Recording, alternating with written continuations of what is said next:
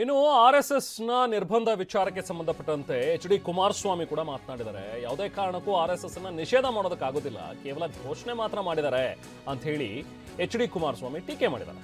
ಇವರು ಇದಕ್ಕೆ ಯಾಕೆ ಮನ್ನಣೆ ಕೊಡಬೇಕು? ಗಾಂಧಿಯವರನ್ನ ಗೋಡ್ಸೆ ಕೊಂದಾಗ ಬ್ಯಾನ್ ಮಾಡಲಾಗಿತ್ತು, ನೆಹರು ಅವರೇ ನಿಷೇಧವನ್ನ ಹಿಂಪಡೆದ್ರು, ಆಮೇಲೆ ಅವರಿಗಿಂತ ಸಿದ್ದರಾಮಯ್ಯ ದೊಡ್ಡವರ ಸರ್ಕಾರಕ್ಕೆ HD ಕುಮಾರಸ್ವಾಮಿ ತಿವಿದಿದ್ದಾರೆ. RSSನ ಇವತ್ತು ಅವರ ಸಾರ್ವಜನಿಕ ಚಟುವಟಿಕೆಗಳು ಅವರಿಗೇನು ಬ್ಯಾನ್ ಮಾಡೋಕ್ಕಾಗಿಲ್ಲ, ಬ್ಯಾನ್ ಮಾಡೋಕ್ಕಾಗೋದು ಇಲ್ಲ. ಅವ್ರು ಹೇಳಿರೋದೇನು, ಹಲವಾರು ಸಂಘ ಸಂಸ್ಥೆಗಳು ಸರ್ಕಾರಿಯ ಅಧೀನದಲ್ಲಿರ್ತಕ್ಕಂಥ ಜಾಗಗಳಲ್ಲಿ ಆ ಪೆರೇಡ್ ಮಾಡೋದು, ಫಂಕ್ಷನ್ ಮಾಡೋದು ಮಾಡಬಾರ್ದು ಅಂತ ನೆನ್ನೆ ಆದೇಶ ಸಚಿವ ಸಂಪುಟದಲ್ಲಿ ಮಾಡ್ಕೊಂಡಿದ್ದಾರೆ. ಅಷ್ಟೇ ತಾನೇ ಮಾಡಿರೋದು. ಇದೆಲ್ಲ ಯಾತಕ್ಕೆ ಇದನ್ನು ಈ ವಿಷಯಗಳಿಗೆ ಪ್ರಾಮುಖ್ಯತೆ ಕೊಟ್ಟಿದ್ದಾರೆ?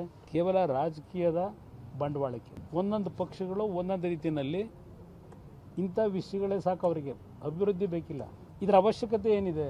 RSSನ ಮಹಾತ್ಮ ಗಾಂಧೀಜಿಯವರನ್ನು ಗೋಡ್ಸೆ ಗುಂಡಿಟ್ಟು ಕೊಂದಾಗಲೇ ಬ್ಯಾನ್ ಮಾಡಿದರು. ಇದೇ ನೆಹರು ಅವರೇ ಆ ಬ್ಯಾನ್ನ ವಾಪಸ್ ತಗೊಳ್ಳಿಲ್ವಾ? ಕಾಂಗ್ರೆಸ್ ಸರ್ಕಾರ ಇದ್ದಾಗಲೇ ಅವ್ರಿಗಿಂತಲೂ ಖರ್ಗೆ ಸಿದ್ದರಾಮಯ್ಯನ ಇವೆಲ್ಲ ಏನು ಅರ್ಥ ಏನಿದೆ ಇದರಿಂದ?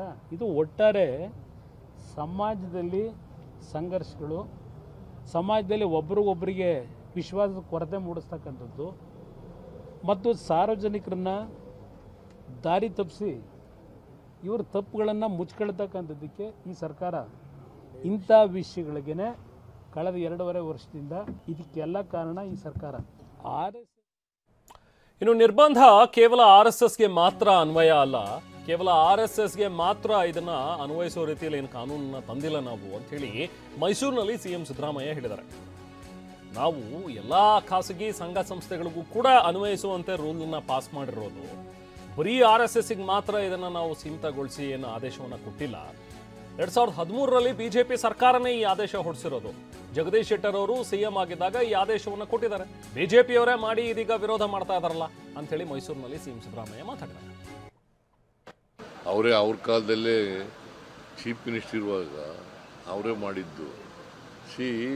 ಸಾರ್ವಜನಿಕ ಬರೀ RSS ಅಂತ ಅಲ್ಲ, ಎನಿ ಆರ್ಗನೈಸೇಷನ್ ಎಲ್ರಿಗೂ ಅಪ್ಲೈ ಆಗುತ್ತೆ. ಎನಿ ಆರ್ಗನೈಸೇಷನ್ ಸರ್ಕಾರಿ ಶಾಲೆಗಳಲ್ಲಿ, ಆಟದ ಮೈದಾನಗಳಲ್ಲಿ, ಪಾರ್ಕ್ಗಳಲ್ಲಿ, ಗೌರ್ಮೆಂಟ್ ಜಾಗಗಳಲ್ಲಿ ಮತ್ತು ಏಡೆಡ್ ಸ್ಕೂಲ್ಗಳಲ್ಲಿ ಅಲ್ಲಿ ಕೂಡ ಮಾಡಬಾರ್ದು ಅಂತ ಮಾಡಿದ್ರು. ಅವರೇ